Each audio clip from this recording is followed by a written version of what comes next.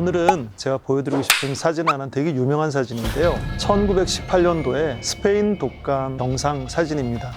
히스토릭 킬러라고 이름 붙여질 정도로 거의 5천만 명, 그거보다 더 많은 사람들이 전 세계에서 사망했다. 우리나라도 피해를 입어서 일제시대였는데 무원형 독감이라고 불렸는데요. 10만 명이 우리나라에서 사망한 것으로 추정되고 있습니다. 200년도 넘은 이야기인데요. 그때 환자를 수용했던 시설이나 현재 우리가 환자를 수용하려고 하는 임시시설이나 그 시대와 지금이 별로 다르지 않다. 이런 정말 좌절을 느끼게 됩니다. 역사가 자꾸 반복되고 있는 건 아닌가, 이런 의구심이 드는 거죠. 우리를 지배했던 질병들에 대한 이야기를 좀 해볼까 합니다.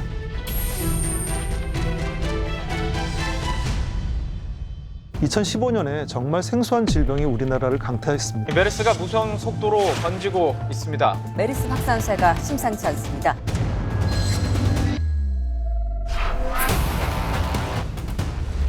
첫 번째가 낙타와 밀접한 접촉을 피하세요.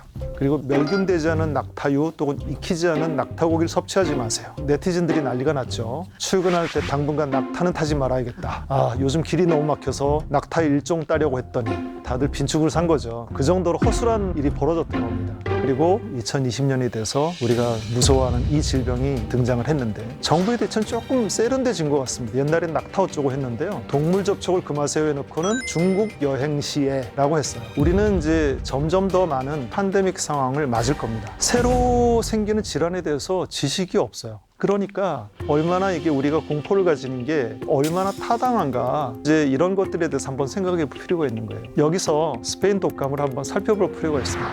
1차 대전이 한창인 시절에 1918년에서 1920년까지 인플루엔자 바이러스에 생겼는데 추정컨대 5천만 명이 죽었고요. 근데 마치 지금 우리가 겪는 것과 똑같습니다. 마스크를 의무적으로 착용하도록 처음 채택한 나라가 1918년도에 샌프란시스코에서 그랬어요. 그때 신문들을 살펴보면 극장도 닫아라, 학교도 닫아라, 교회도 닫아라, 안전자리 다 소독해라, 이런 것들이 지금 우리랑 다를 게 하나도 없습니다. 코스크 안 되고 입스크 안 되고 이런 이야기 있죠. 입만 가리는 마스크, 그것도 그나마 멋이라고 했고, 코만 가리는 마스크 멋이라고 이렇게 했던 건데, 마스크는 사실은 논란이 많습니다. 미국에서는 스트라이크가 일어납니다. 내 몸은 내 거다. 나는 자유를 선택하겠다. 심지어는 미국 미시간주에서 상점 점원이 마스크 써달라고 요청했더니 그 점원을 쏴 죽였어요.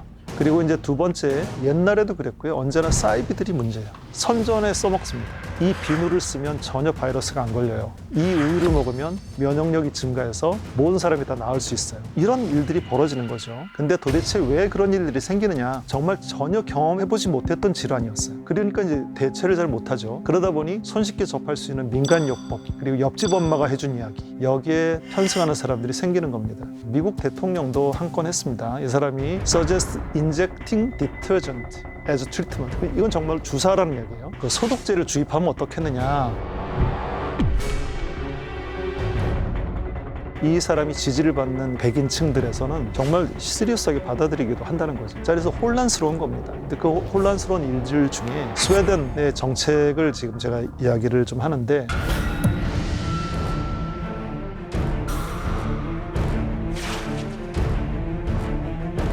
격리를 시키는 것보다 빨리빨리 많이 걸려서 집단 면역을 올려서 병에서 극복하겠다라고 한 거죠. 근데 처음엔 그럴듯하게 보였어요, 사실은. 스페인 독감이 창궐했을 때 두 개의 도시가 전혀 상반된 정책을 취했어요. 필라델피아는 그냥 오픈시켰어요. 오픈시켰더니만 확 사망자가 증가하더니 굉장히 빨리 끝났어요. 근데 세인트루이스는 굉장히 격리 정책을 썼습니다. 그랬더니 계속 지지분전하게 오래 가더라는 거죠.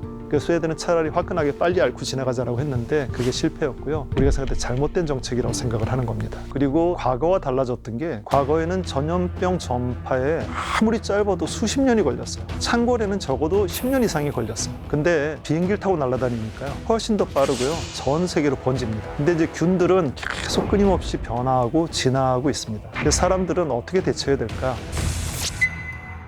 우리 세대가 살아가면서 봤던 굉장히 큰 변혁은 9.11 사태가 큰 변혁입니다. 그때 모든 사람들이 세계는 다시는 예전으로 돌아가지 못한다라고 이야기를 했어요. 현 상황을 보는 사회학자들은 다시는 우리가 그 과거로 돌아가지는 못할 것이다. Before 코로나, 그 다음에 After 코로나. 코로나가 우리 사회에 큰 영향을 미칠 거라고 예상합니다. After 코로나, 키워드는 Untact라는 말하고 New Normal이라는 말로 정리될 수 있습니다.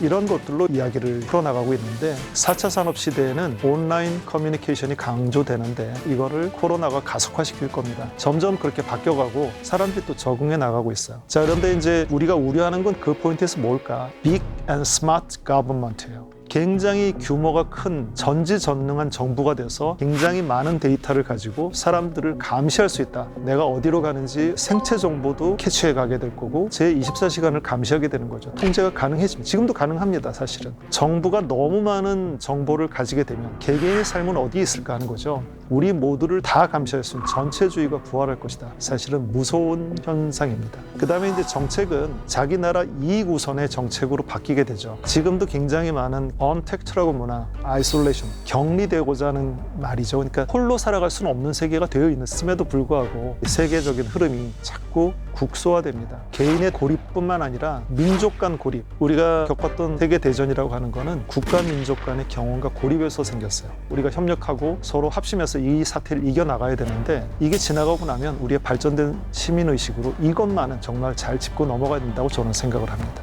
또 하나는 G7, G2 국가라고 해서 세계를 선도하는 선도 국가가 있었는데요. 발전한 나라죠. Advanced Country라고 하는 개념인데 이제는 발전한 나라라고 해서 지도할 수가 없다. 선진국이 판판이 지금 당하는 모습을 보고 오히려 대만이나 한국이나 이런 작은 나라들이 앞선 정책을 취할 수 있다. 리더와 잘 사는 나라는 좀 달라야 한다는 개념이 생기는 거죠.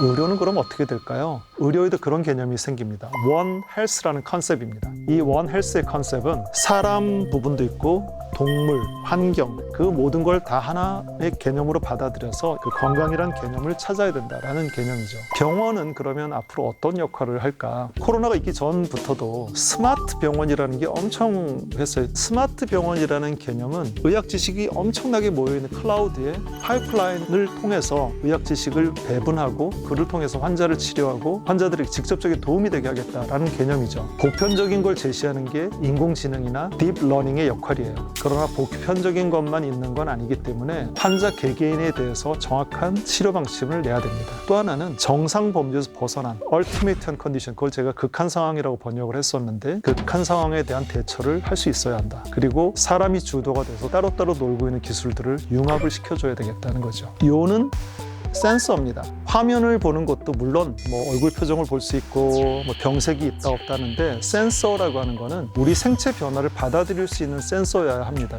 요새는 필름처럼 붙이는 것도 많고 굉장히 발전을 하고는 있는데 실제로 우리의 전 시간을 다 모니터하는 거예요. 생체 신호, 맥박, 호흡 이런 것뿐만 아니라 생활 패턴도, 감정의 변화나 정신 상태도 모니터를 할 수 있어야 되고 사회적 관계, 환경과 행동 패턴 모든 걸 다 정말 전인적 모니터링이 되는 거죠.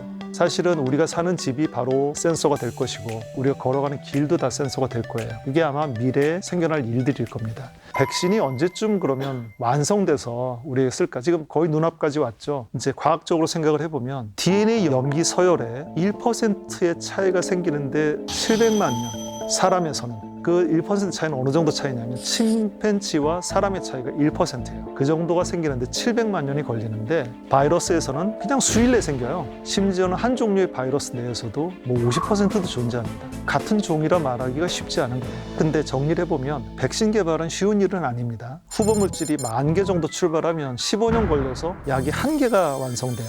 그러니까 서바이벌 게임이 어마어마한 건데 코로나 백신은 여러 회사들이 경합을 붙고 있어요. 왜 이럴까요? 15년 걸린다는데 좀 이상하잖아요. 새로운 방식으로 백신을 만들기 시작한 겁니다. 그러면서 희망을 가질 수 있는 게 mRNA 백신은 굉장히 희망적으로 볼 수 있는데요. 굉장히 만들기가 쉬워요. 염기 코드가 쉽게 만들어요. 이거는 지가 복제를 못해요. 몸에 들어가서 계속 살아남아서 복제하기 시작하면 위험해지거든요. 근데 복제를 못하는 DNA 코드이기 때문에 이 자체만 집어넣고 면역력만 올려주면 되는 거죠. 전달하는 게 문제가 있어서 지방으로 싼 막인데 피막이라고 표현하죠. 피막을 개발해서 그 피막의 안정성에 따라서 회사들 간의 안정성이 차이가 나는 거예요. 모더나에서 개발한 바이러스 백신은 좀 더 안정성이 좋은 것 같습니다. 온도가 그렇게 낮지 않아도 되는데 파이저의 기술은 영하 70도까지 보존을 해야 되는 거죠. 코로나 백신이 그럼 가지고 있는 문제점, 걱정하는 것들이 좀 있죠. 우리가 채택한 아스트라제네카 약을 반만 줬을 때는 2차 접종했더니 90% 효과가 있는데 많은 양을 주고 2차 접종을 했더니 60%.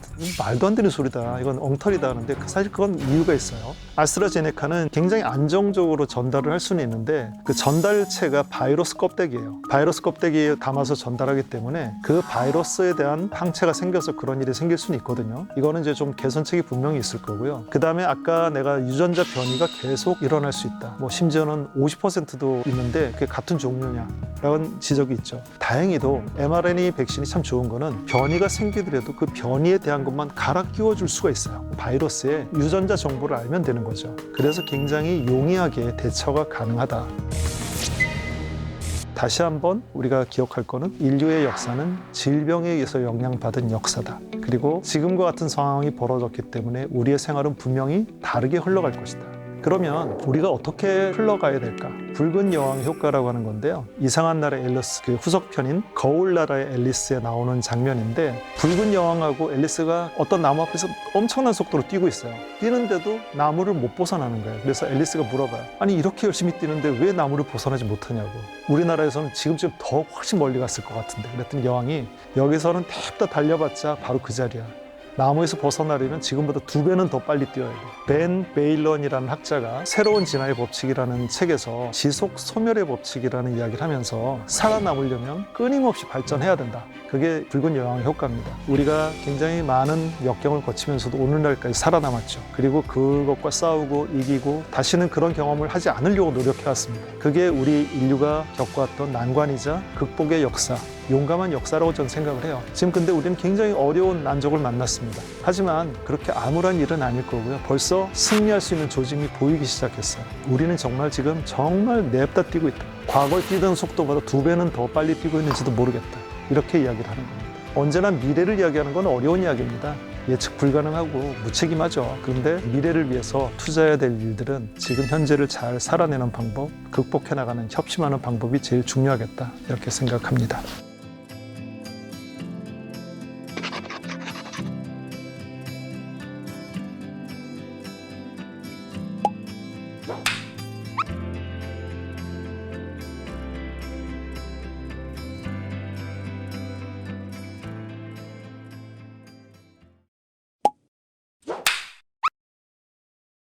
살면서 약 먹을 일이 한 번도 없으면 진짜 좋은데요. 태어날 때부터 크고 작은 병을 앓고 그때마다 약부터 찾을 수밖에 없죠. 근데 만약에 찾는 약이 없으면 느낌이 어떨까요? 그런 일이 지금 실제로 벌어지고 있습니다. 이걸 악용해가지고요, 약을 신속하게 줄 테니까 현금을 달라고 하는 피싱 사기까지 등장할 정도인데요. 그런데 사실은요, 현재 시중에 똑같은 약이 약 70가지나 있습니다. 이게 대체 무슨 말인가 궁금하시죠? 지금부터 여러분이 알고 있는 약 이름의 진실 알려드리겠습니다.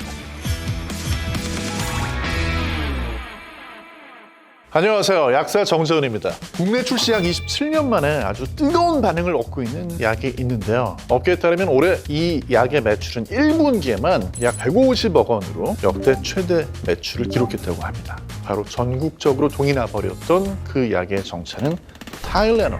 바로 지난 3월에 정부에서 백신 접종 후에 어느 정도 불편한 증상이 있으면 타일레놀 같은 해열제를 복용하는 게 적절한 것 같다고 발표를 했습니다. 이름을 제시하니까 타일레놀만 찾기 시작을 한 거예요. 그런데 저희 약사들도 당황스럽기는 마찬가지입니다. 왜냐하면요, 이 타일레놀하고 똑같은 약이 사실은 아주 많거든요. 다들 아세트 아미노펜이라고 들어보셨어요? 아마 타일레놀을 아는데 아세트 아미노펜은 이거 처음 들어보는데 하는 분들이 많으실 거예요. 근데 이 아세트 아미노펜이 바로 타일레놀의 진짜 이름, 즉 이 약의 성분명입니다. 그래서 타일레놀 못 샀다고 불안해하실 필요가 하나도 없어요. 아세트 아미노펜 성분이 들어있는 다른 약을 구입하시면 됩니다. 그런데 대부분 약국에 오셔가지고요, 타일레놀 없어요? 그럼 그냥 약국을 나가버립니다. 그때마다 같은 약인데 약사들의 마음은요, 속이 타죠. 아세트 아미노펜이라고 이야기를 하면 아무래도 어렵게 들릴까봐 좀 쉽게 전달을 하려고 타일레놀이라고 상품명을 언급을 하다 보니 이런 문제가 생긴 것 같습니다. 해열 진통제라고 하면 타일레놀이 거의 고유명사처럼 쓰이잖아요. 이런 식으로 제품명이 아예 고유명사가 된 예가 있습니다. 아세틸살리실릭 애시드, 이 약이 바로 아스피린입니다. 그런데 아스피린은 이제는 상표 이름이 아니고 아예 그냥 아스피린이라고 씁니다. 또 우리가 데일밴드라고 하잖아요. 일회용 반창고를 안 찾고 데일밴드 주세요 라고 말씀하시고, 또 구강청정제를 찾으러 온 분들이 가그린 주세요. 이렇게 말씀을 하시거든요. 타일레놀 마찬가지인데요. 어떤 일반 명사인 것처럼 쓰죠. 그래서 코로나19 백신 접종하고 나서 아세트아미노펜 성분의 해열 진통제를 사 먹으면 좋다라고 기억을 해주시면 좋습니다. 이 아세트아미노펜이 발견된 이 역사에는요, 아주 재미있는 이야기가 들어있습니다. 19세기 말에 구충제를 연구를 하고 있었어요. 근데 뭐 가지고 연구하고 있었냐면 나프탈렌 가지고 연구를 하고 있었어요. 옷장에 나방이 좀 먹지 말라고 그 나프탈렌을 예전에 장내에 있는 기생충을 죽일 수 있지 않을까 구충제로 연구를 했던 거예요. 그런데 실수로 아세트아닐리드라는 약을 잘못 환자한테 주게 됩니다. 그 환자 뱃속에는 불행히도 기생충이 많이 있었는데요. 기생충은 하나도 죽질 않았어요. 그런데 그 기생충 감염으로 인해 가지고 열이 나던 환자한테 해열이 되는 그런 효과가 나타나는 겁니다. 먹다 보니까 통증도 줄어들었어요. 그래서 무슨 약을 먹고 이런 거지? 알고 보니까 아세트아닐리드라고 하는 다른 약성분을 복용하게 됐던 거죠. 근데 이제 이 아세트아닐리드라는 약성분은요, 체내 산소 공급이 저해가 되는 청색증이라고 하는 아주 위험한 부작용이 있기 때문에 약으로 쓸 수가 없었습니다. 근데 나중에 이제 미국의 생화학자 두 분, 줄리어스 엑셀 로드라는 분하고 버나드 브로디라는 이 두 사람이 아세트아닐리드 때문에 해열 진통 효과가 나타나는 게 아니고 이 아세트아닐리드가 우리 몸에 들어가면 아세트아미노펜이라고 하는 성분으로 바뀌면서 바로 이 성분이 해열 진통 효과를 낸다라는 걸 밝혀낸 거예요. 마침내 1950년대에 이 아세트아미노펜이 지금 우리가 알고 있는 그 약으로 출시가 됐습니다. 이 성분이요, 타일레놀에만 들어있는 게 아니고요, 펜젤, 개보린, 웬만한 종합감기약의 뒤를 보시면요 아세트아미노펜이 들어있습니다. 아세트아미노펜 성분이 들어있는 약이 2,000종이 넘어요. 그런데 아세트아미노펜 성분의 해열 진통제를 과잉으로 중복 투여하게 되면요, 간 손상이 발생해서 자칫 생명을 위협할 수도 있습니다. 실제로 이거는요, 타일레놀을 판매하는 회사에서도 걱정을 하고 있는 그런 부분이에요. 그래서 예전에는 타일레놀을 하루에 4g까지는 복용을 해도 된다고 했었다가 최근 들어가지고 회사에서 자진해서 3g까지만 복용하라고 기준을 바꿀 정도입니다. 그러니까 몸살 기운에 몸살 감기약, 머리 아픈 거는 두통약, 근육통이 있으니까 근육통약, 이런 식으로 해서 3가지 약을 복용하게 되면요, 자칫 잘못하면 아세트아미노펜의 하루 상한치를 초과해서 복용하게 되는 겁니다. 이 성분을 확인하시지 않으면요, 동일 성분의 진통제를 과잉으로 복용할 수 있습니다. 감기약을 복용하실 때도요, 약을 2가지, 3가지를 복용하게 될 때는 항히스타민제 같은 성분이 중복이 될 수 있어요. 그럼 어떤 일이 벌어지냐면요, 너무너무 졸려요. 이런 분들이 운전하게 되면 굉장히 위험하겠죠. 또 하나는 변비가 생겨요. 여기까지만 가도 그래도 괜찮을 것 같은데 어떤 분들, 특히 중년의 남성분들은 소변을 못 보게 됩니다. 저도 중년이지만 안 그래도 소변을 보는데 어려움을 겪는 분들이 있습니다. 그런데 이분들이 감기약 속에 있는 항히스타민제를 과잉으로 섭취하게 되면요, 화장실을 아예 못 가게 돼요. 소변을 아예 못 보게 됩니다. 이때는 응급실을 가셔야 될 수도 있어요. 이런 부작용은 소변을 못 보게 되고 졸리고 한 정도까지 가는 게 아니고요, 치매 비슷한 증상까지 나타날 수도 있어요. 전문용어로 항콜린 작용이라고 하는데요, 아세틸콜린이라는 이 신경 전달 물질의 작용을 방해하는 게 항콜린 작용인데, 아세틸콜린이라는 신경 전달 물질, 여기에 문제가 생겼을 때 치매 증상이 나타나거든요. 그러니까 중요한 건 뭐냐면요, 진통제가 됐건 피부과에서 처방받은 약이 됐건 멀미약이 됐건 간에 내가 복용하고 있는 약이 다른 약하고 중복, 겹치지 않는지 항상 확인을 하셔야 되는 거예요. 어떤 분들은요, 소염제 따로 있고 진통제 따로 있고 해열제 따로 있고 이런 줄 아시는 분들도 많이 계세요. 그런 경우에는 오셔가지고 소염 진통제를 드리면 이거 해열 안 되잖아요. 해열 진통제 주세요 하는 분들 계시거든요. 그렇지 않습니다. 해열 진통제라고 하면 보통 우리가 브루펜, 에드빌, 탁센 이런 것도 떠올리는 분들 계실 거예요. 그런데 브루펜, 에드빌, 탁센에 들어있는 약은 정확히 말씀드리면 해열 진통 소염제입니다. 그러면 해열 진통제하고 소염 진통제하고 차이가 뭘까요? 해열 진통제는요, 뇌하고 척수에서 통증에 대한 역치를 높여줍니다. 소염 진통제는요, 똑같이 뇌하고 척수에서 중추적으로 통증에 둔감하게 만들어줘요. 거기에 더해서 염증도 줄여주는 그런 소염 작용이 함께 있는 약입니다. 그래서 이 약에는 이부프로펜, 또 덱시부프로펜, 나프록센 같은 약들이 있습니다. 아세트아미노펜은요, 이 약 성분만 적혀 있을 때는요, 이건 빈속에 먹어도 되는 약입니다. 그런데 이부프로펜, 덱시부프로펜, 나프록센 이 약 성분이 들어있을 때는 빈속에 드시면 안 돼요. 그때는 위에 무리를 줄 수 있어요. 그래서 이 약들은 식사하고 나서 즉시 복용하는 게 제일 좋고요. 최소한 식사하고 나서 1시간 이내에 복용하는 게 좋습니다.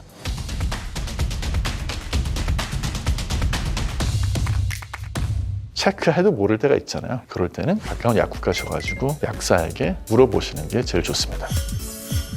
자, 그 다음에 약의 성분명 알고 있으면 또 어떤 장점이 있을까요? 요즘에 코로나 때문에 해외여행 못해서 답답하시죠? 그런데 다시 여행을 할 수 있게 돼서 백신 맞고 해외에 갔는데 약 이름은 아는데 그 약 이름으로 말이 통하지 않는 경우가 생겨요. 약의 상품명이라는 거는요, 전 세계적으로 공통되는 경우도 있지만 많은 경우에는 나라마다 다 다르거든요. 하지만 성분명은 전 세계 공통의 언어입니다. 발음을 모르셔도 돼요. 그걸 적어두시면 해외에서도 쉽게 필요한 약을 구하거나 또는 처방을 요청할 수 있는 겁니다. 사실 이 성분명은요, 전문가인 의사나 약사한테 일반적인 성질을 전달하기 쉽도록 원칙을 가지고 지어지는 이름입니다. 예를 들면은요, DPP-4라고 하는 효소를 억제하는 그런 당뇨병 약이 있어요. 이 약들은 전부 다 글립틴이라고 하는 이름을 붙입니다. 그걸 보고 이 약은 DPP-4라고 하는 그 효소를 억제해 주는구나 라는 걸 추측할 수 있는 거예요. 성분명은 이렇게 약에 대한 전문적인 정보를 담고 있는데 사실 제약회사 입장에서는 약의 상품명을 지을 때는 소비자한테 머리에 기억하기 좋도록 짓습니다.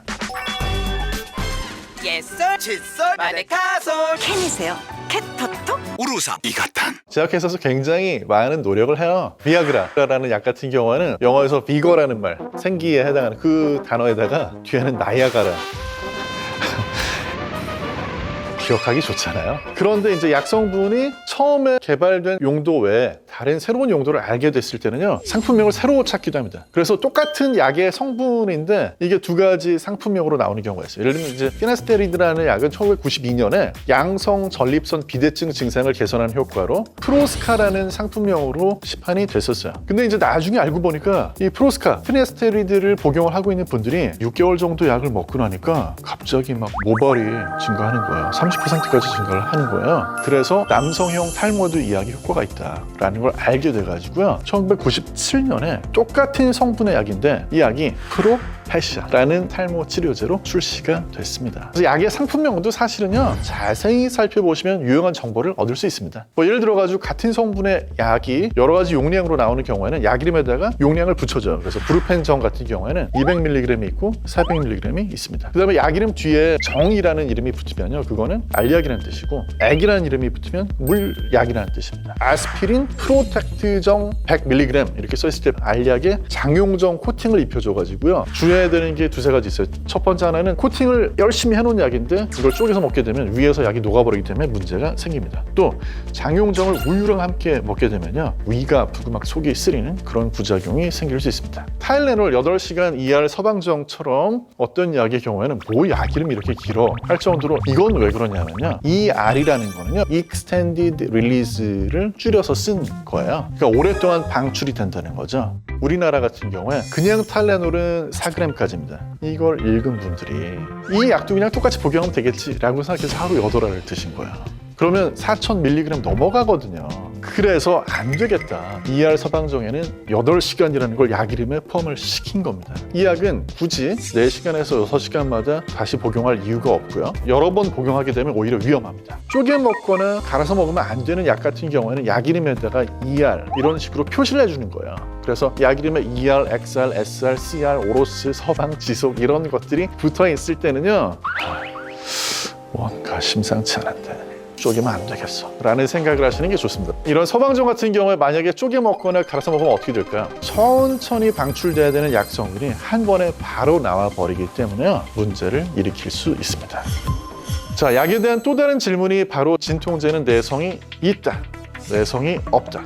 두 가지 주장이 정말 치열하게 논란이 뜨거운데요. 진통제가 내성이 있는 경우도 있습니다. 아편 계열의 진통제라고 해서 아주 심한 통증, 만성 통증을 치료할 때 사용하는 그런 진통제의 경우에는요, 내성이 생기기도 해요. 그래서 그런 경우에는 진통제를 오남용하거나 과용하시면 내성이 생기기 때문에 위험할 수 있습니다. 두통약으로 진통제를 드시는 분들은요, 내성하고 관계없이 한 달에 2주 이상 너무 자주 복용하게 되면 약으로 인한 두통이 생길 수 있기 때문에 적어도 한 달에 절반 이상이 약을 복용하는 날이 되지 않도록 주의를 하셔야 되겠습니다. 이럴 때는 혼자서 약으로 해결하려고 하지 마시고 먼저 가까운 병의원부터 찾아보시는 게 좋습니다. 생리통의 소염진통제를 복용할 때는요, 오히려 참지 않고 빨리 복용하시는 게 효과가 더 좋습니다. 왜냐하면 통증의 원인이 되는 프로스타글란딘이 축적이 되는 걸 막아주거든요. 하나만 더 덧붙이면 이 생리통에 해열진통제를 찾는 분들이 있고 또 소염진통제를 찾는 분들이 있는데 생리통에는 소염진통제가 더 효과적이에요.